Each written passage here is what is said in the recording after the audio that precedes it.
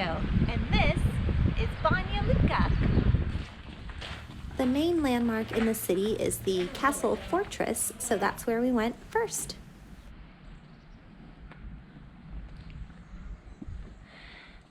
I found this little tunnel and staircase, but it looks like it's just a rundown. Oh, looks really scary down there. This is where horror movies start off. Or like, you know, zombie apocalypse. Yeah, this is it. One of the oldest restaurants in Banja Luka is inside the fortress, but our driver told us it was very expensive. Expensive to the locals, but Bosnia is actually very cheap. So we didn't eat here, but if you're interested, they post their menu right outside. It's the oldest remnants of a fortress in the Balkans, and in the city of Banja Luka, it's the oldest monument. And my travel guide says that during the summertime, there are festivals and events held in here. And you can see it has a nice big open area. And we got some picnic benches, so you can come and have a picnic. One of the other landmarks is Gospodska Street. It's just the main pedestrian shopping street. And when you come out the end there, you come across the Church of Christ the Savior. Prior to World War II, there was a church right on this spot, the Church of the Holy Trinity. And in 1941, it was bombed. It was destroyed partially by a German bomb. So then they had it ordered to destroy the whole church, the whole temple. And then in '93, it was decided that they can rebuild the church, rebuild the temple. So it was completed in 2009 into what you see right now. But here are some of the remnants of the original Church of the Holy Trinity.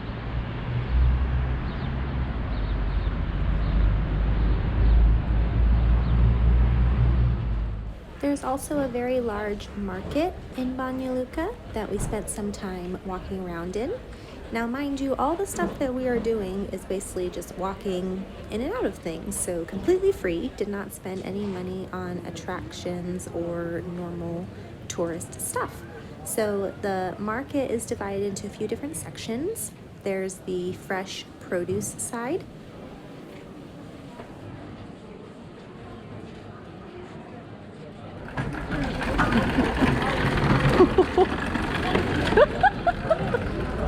They're huge. There's also a cold food section. So this is where you'll find your cheeses, meat, and fish. And this takes up the whole length of the market as well.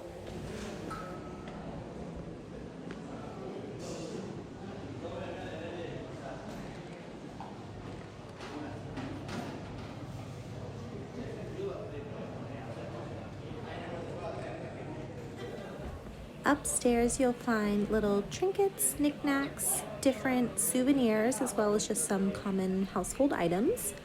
And then downstairs next to the produce section is just a clothing, shoes, accessories section. After all that walking, time to stop for lunch. So this is the traditional Bosnian dish. It's called chilapi, I think, or chilapi. It's grilled meat, so we got one of each, chicken and beef, on these breads. And so it's like a sandwich, I guess. Ooh. Try the beef one.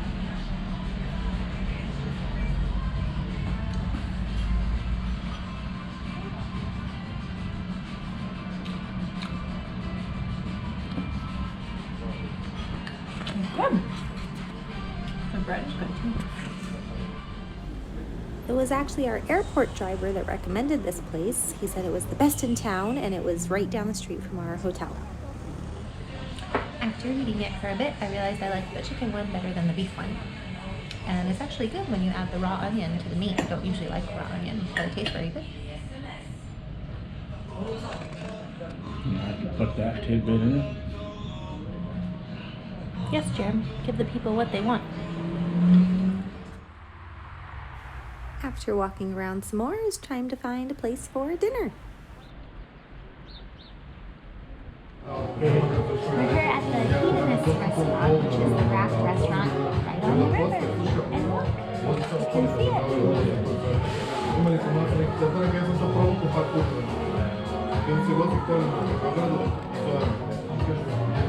Our airport driver said that there are two restaurants here, the old and the new one. He said the new one is better. That's why we're here.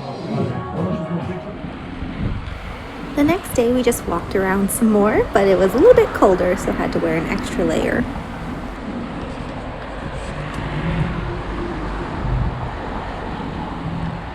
One of the other Banja Luka landmarks is the mosque.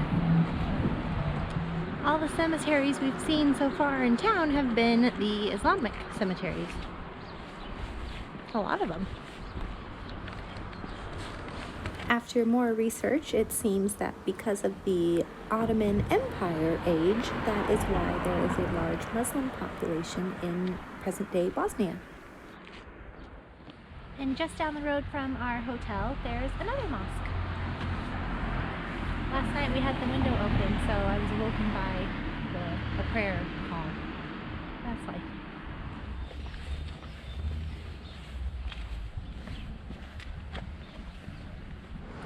If you need to get a COVID test while you're here, right across the street from the Health Institute, that's that yellow building, is this Aqualab Laboratoria. And it's open 24 hours.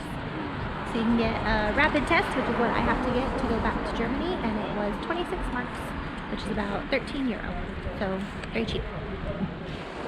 Well, we went for a walk trying to find this hot spring that apparently is on the river. And we've been walking for a while now and can't find it. I had a paper map that I think I know where it is. It was supposed to be right before the bridge, and I guess this is the bridge, and we can't find it. But at least we can get some shots of the river, and you know, we have to stroll along. So that's okay.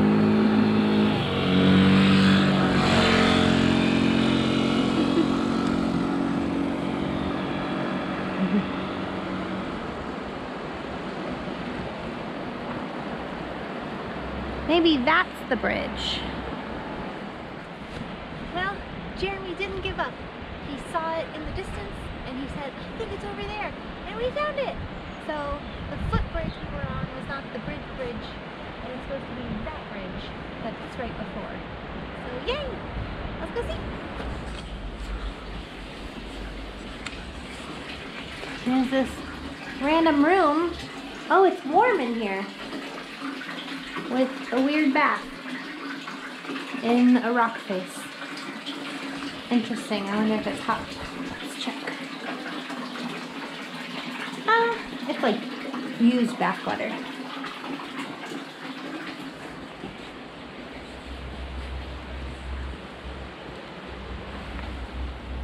Hi, kitty.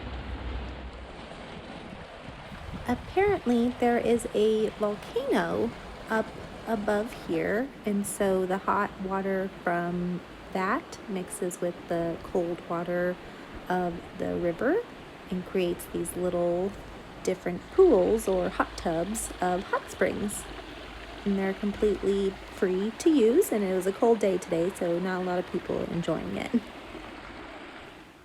We found our hotel on booking.com. Jeremy got to have the final say in where we stayed.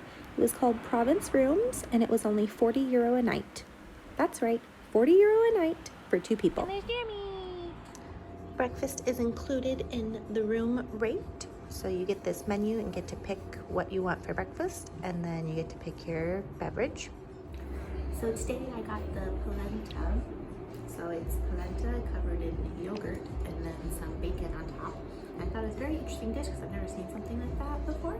So I got it on the first morning, and then on our last morning, the breakfast I had last night or yesterday morning was French toast, but it's not what you're thinking French toast. It's just like their own bread fried and then with cheese and sour cream. And I didn't care for that so much, so I went back to the polenta. And Jeremy got sausage and eggs, and it comes with fries.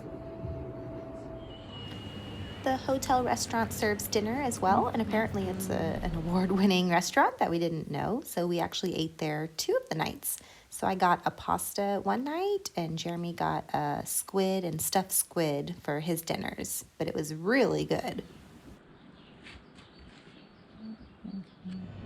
But by far the cheapest part of our trip was the flight. So we flew on Ryanair, and from Nuremberg to Banja Luka, a round trip ticket was €25. And that's because I paid for the most basic one, which you just get a little bag that goes under the seat in front of you. You can't put anything in the overhead bin, but we shared an overhead bin bag, so I paid for Jeremy's ticket to be the overhead bin bag, and that was about €75. So in total, 2 people, 2 round trip tickets, €100.